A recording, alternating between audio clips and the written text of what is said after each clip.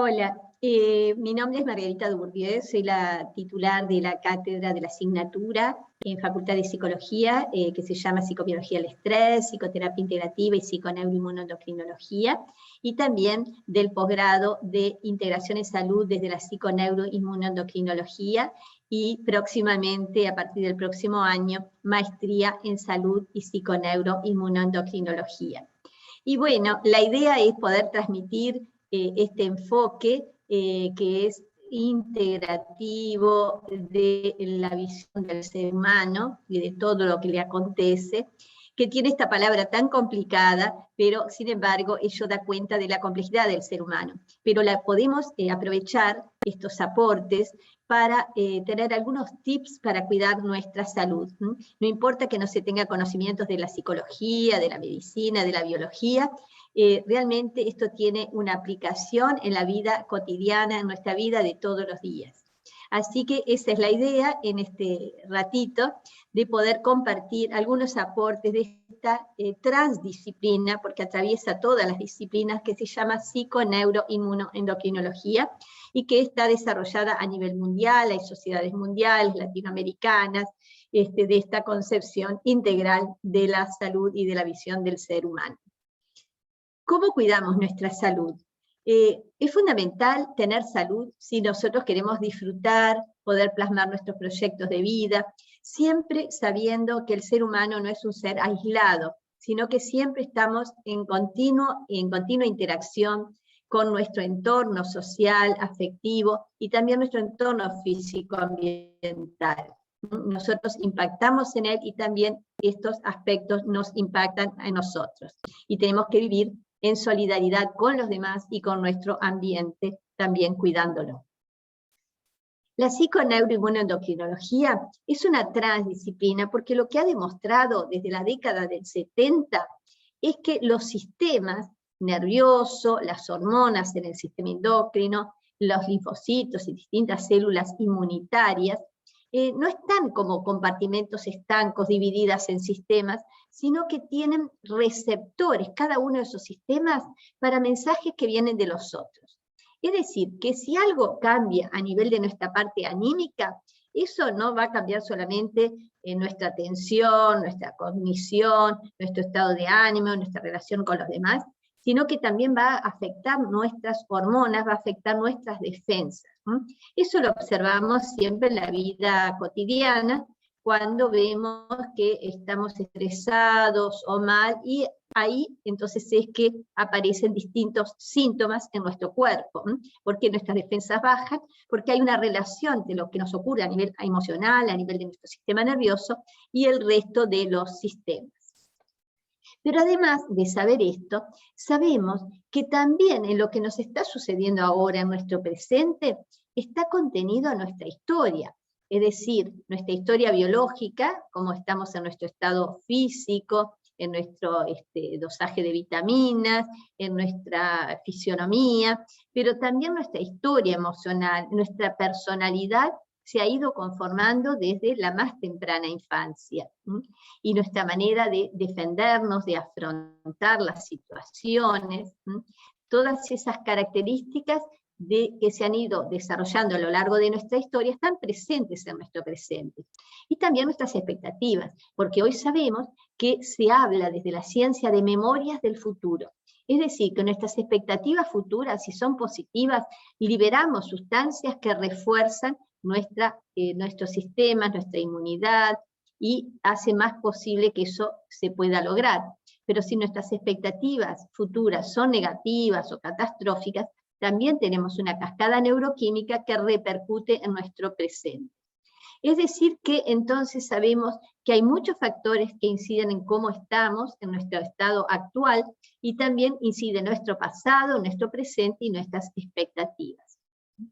Y estos factores que inciden en nuestro ser, en nuestro funcionamiento y en nuestra salud, son factores que son biológicos, factores que son cognitivos, nuestros pensamientos, nuestras creencias, y factores psicoemocionales, nuestra personalidad, nuestros afectos, nuestras relaciones interpersonales. También inciden factores culturales, socioeconómicos, y factores físico-ambientales. Vemos que no estamos de la misma manera en un día nublado, en un día gris, que en un día soleado, o si estamos rodeados de verde en un entorno que es armonioso, o si estamos en un entorno que es muy adverso o peligroso. Y también inciden factores espirituales, que más allá de la religión se relaciona con nuestros sentidos de vida, con nuestros propósitos de vida, con nuestros valores. Si alguien está impregnado por el odio, por el resentimiento, eso también produce una cascada neuroquímica de estrés y hormonas del estrés. Es decir, que son muchas cosas que tenemos que atender para cuidar de nuestra salud. Porque sabemos que toda experiencia produce cambios en nuestro cerebro y cambios en nuestras hormonas, en nuestro sistema inmune, y que eso se impacta en nuestro funcionamiento social. Y nos preguntamos, ¿la herencia y la infancia nos determinan? Si nuestros antepasados tuvieron determinadas formas de funcionamiento biológico o a nivel de personalidad, ¿estamos determinados por ello o por lo que nos ocurrió en la infancia? Hoy sabemos por la epigenética que no. Eso nos condiciona, pero no nos determina.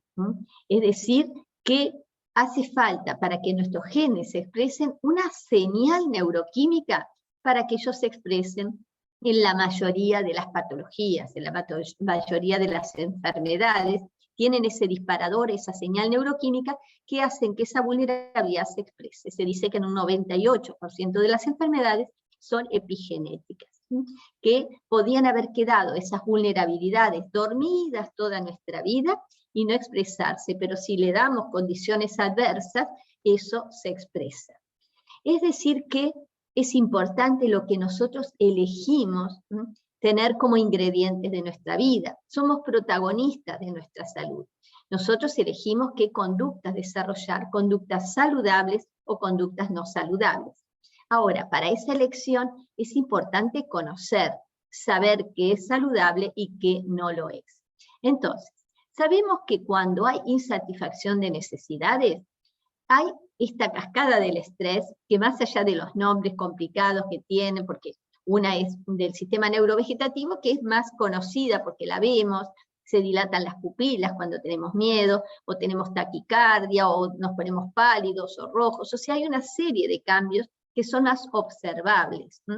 Y finalmente se libera adrenalina que inhibe nuestro sistema de defensa.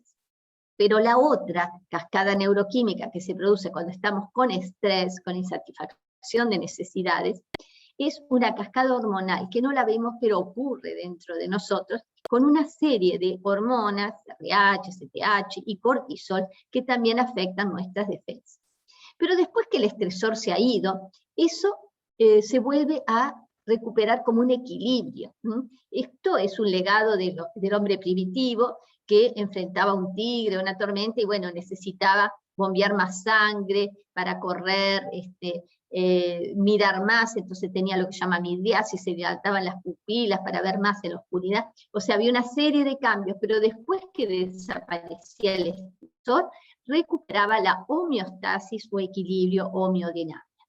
Pero el problema es que actualmente tenemos muchos estresores psicosociales que no desaparecen.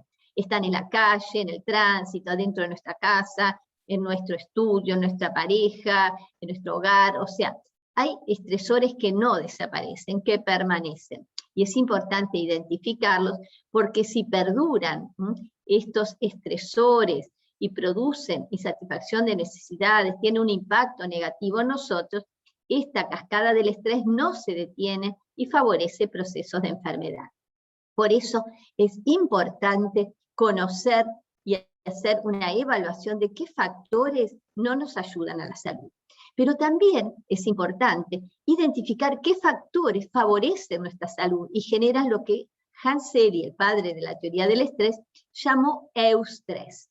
Él habló de un distrés negativo, que es el que en general nosotros hablamos por estrés, porque nadie dice estoy distresado, decimos tengo estrés, pero habló de un eustrés o estrés positivo, que es cuando tenemos sensaciones de bienestar o hacemos cosas que nos hacen bien.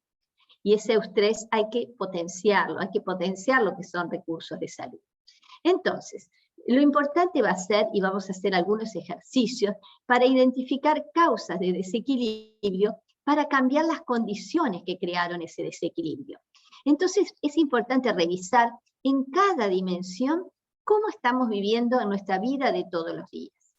Por ejemplo, en la dimensión biológica, cómo estamos atendiendo nuestras necesidades; en la dimensión cognitiva, nuestros pensamientos, nuestras creencias, todo eso que tenemos en nuestra mente inquieta, si es algo saludable o tenemos pensamientos negativos, catastróficos; en lo psicoemocional, si tenemos algunas memorias en la formación de nuestra personalidad, que llevan a que siempre desarrollemos determinadas actitudes, comportamientos, y nos relacionemos de una manera que no nos hace bien. ¿Qué tal son nuestros vínculos, nuestros afectos, todas nuestras relaciones a nivel de amistad, a nivel laboral, a nivel de compañeros de estudio? ¿Cómo es nuestra personalidad en general? Aspectos socioecológicos, económicos, también cómo es nuestro contacto con la naturaleza, con la luz, y la dimensión espiritual, sentidos de vida, propósitos, valores. Entonces, dentro de la dimensión biológica, es importante conocer algunas cosas que posteriormente vamos a adjuntar algunos artículos, algunas frases que den cuenta de esto. Por ejemplo, el sueño, la alimentación, la eliminación, el ejercicio, porque hoy el sedentarismo lleva a procesos de enfermedad, por eso lo ponemos como una conducta basal, y también por el estilo de vida actual, que es tan intenso, con tantos estímulos, que tenemos que estar siempre en alerta, y muy sobrecargados. Es importante, y consideramos desde la psiconeuroinmunoendocrinología, que la relajación también es una conducta basal, porque si no, se pone en riesgo nuestra salud, por esa hiperactivación de nuestro sistema nervioso. Ahora, estas conductas basales es importante ver dónde las desarrollamos, cuándo las desarrollamos, cuánto le damos de tiempo a estas conductas y cómo lo hacemos. Por ejemplo, después lo vamos a ver en la alimentación, dónde comemos, cuándo, con quién, cuánto tiempo le damos a eso, y así en cada uno. Vamos a ir viendo algunas en particular. En el sueño importa no solamente la cantidad de sueño, que eso va evolucionando, desde el bebé que necesita 14 horas para dormir, a después un poco más grandecitos serán los niños 10 horas, a un adulto que duerme 7, 8 horas. Pero no basta con saber la cantidad de sueño, es importante la calidad. Por eso es importante lo que se llama higiene del sueño, cómo nos preparamos para un buen dormir, para un buen descanso. Porque si vemos películas de terror justo antes de dormirnos, o tenemos una discusión, eso no nos prepara para un sueño reparador. Pero también importa la cronobiología. No es lo mismo dormir de día que dormir de noche, porque nuestro cuerpo, al igual que la naturaleza, está sincronizado. Ustedes vieron que después de las 7 de la tarde empieza a oscurecer, toda la naturaleza se va aquietando, todo se prepara para el descanso. Y el ser humano antes estaba sincronizado, pero con la luz eléctrica nos hemos desincronizado. Y nosotros internamente también tenemos un funcionamiento que después de las 7 de la tarde baja el cortisol, que es una hormona que nos ayuda para la vigilia, para la actividad, baja nuestra temperatura del cuerpo, todo empieza a prepararse para el descanso. Y también después liberamos una sustancia, una hormona que se llama melatonina, que nos prepara para el sueño. Ahora, si cuando nos estamos preparando para el sueño, nosotros nos obligamos a estar en vigilia, estamos forzando nuestro funcionamiento porque no tiene en ese momento las condiciones para estar en vigilia. Y a la inversa, a las 4 de la mañana empieza a levantarse la temperatura del cuerpo, el cortisol, se empieza a despertar la naturaleza, los pájaros, todo se prepara para la vigilia, para la actividad. Entonces, es preferible, si se quedan a estudiar, levantarse temprano, de madrugada, para estudiar, que quedarse hasta altas horas de la noche, porque no tienen las condiciones para poder pensar, para poder, el funcionamiento cognitivo no es el mismo, porque no tiene las sustancias apropiadas para ello. Eso es para darles un ejemplo. Después, a nivel de la nutrición, también importa la cantidad, la calidad y la cronobiología. Por ejemplo, La cantidad, obviamente, si tenemos una cantidad desbordante, no nos vamos a sentir bien, lo mismo que la anorexia, si comemos muy poquitito, no le estamos dando los nutrientes necesarios al organismo. Pero también importa la calidad, es importante disminuir el consumo de azúcares refinados, de grasas, de alimentos industrializados, y empezar a aumentar el consumo de frutas, verduras, de alimentos integrales. Se dice que es bueno tener 5 colores en el plato. Una combinación de 5 colores nos está asegurando una diversidad de nutrientes, para poner algún ejemplo. Pero también importa el horario. Fíjense que 2 personas con la misma dieta, se ha hecho estudios, que aquellas que comen después de las 3 de la tarde, la misma comida que las que comen antes, engordan más. Realmente eso se transforma en grasa mala, como se dice en general, es decir, que se metaboliza diferente según el horario, ¿no? Por eso es importante el horario en que comemos, ¿no? Todo esto también ahora después lo vamos a desarrollar con algunos artículos y algunas cosas que vamos a acercar. La eliminación, muy poco se habla de esto, pero sin embargo es realmente un síntoma de alerta. Generalmente cuando estamos mal, nerviosos, estresados, eso hay un eje que se llama intestino-cerebro, donde el 70% de nuestras células intestinales son células nerviosas, y enseguida ese estrés impacta nuestro intestino. Eso lo podemos observar en la vida cotidiana. Pero también es importante atender y ver si nosotros atendemos nuestras necesidades de eliminación. Muchas veces la postergamos y ya vamos al baño cuando ya no se aguanta más. Y no estamos atendiendo nuestras necesidades fisiológicas por el estilo de vida actual tan intenso. Entonces es importante ver cómo atendemos también a nuestras necesidades de eliminación, de alimentación, de sueño. Son todas necesidades biológicas para que nuestro organismo y nuestro funcionamiento sea saludable. Y el ejercicio, realmente, actualmente que tenemos todo a control remoto, nos movemos muy poquito. El hombre primitivo tenía que caminar kilómetros para buscar su sustento, treparse a los árboles, correr, y actualmente tenemos una vida muy sedentaria, muchas horas frente a la computadora, sin ningún movimiento.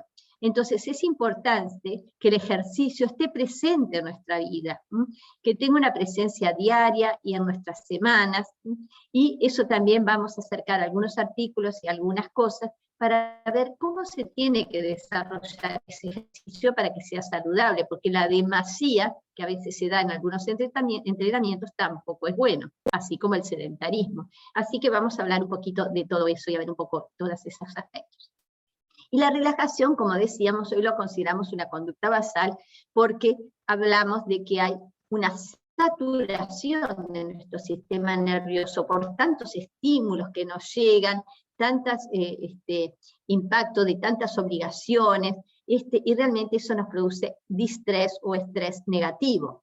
Entonces es importante aprender a parar nuestra mente, a concentrarnos en el aquí y el ahora, como lo plantea mindfulness o conciencia plena, y también dice parar esa mente loca, esa mente inquieta, ¿no? Porque eso nos da mucha armonía.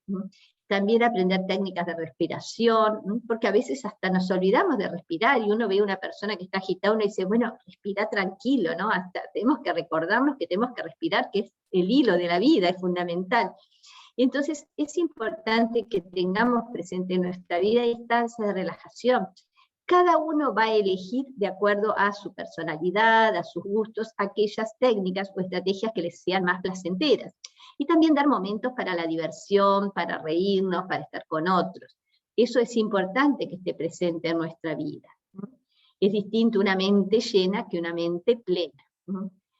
Y también en la dimensión cognitiva, porque todo esto hablamos de la dimensión biológica. Ahora vamos a hablar de la dimensión cognitiva. Ustedes saben que todo lo que pensamos produce una cascada neuroquímica.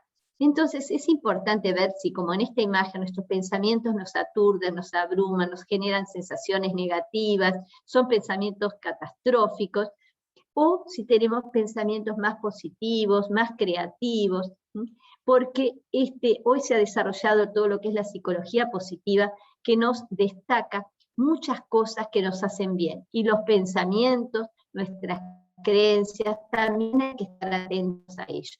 Así que también vamos a dar algún material que alude a creencias que son positivas y otras que son disfuncionales, irracionales, porque ello determina cómo nos sentimos.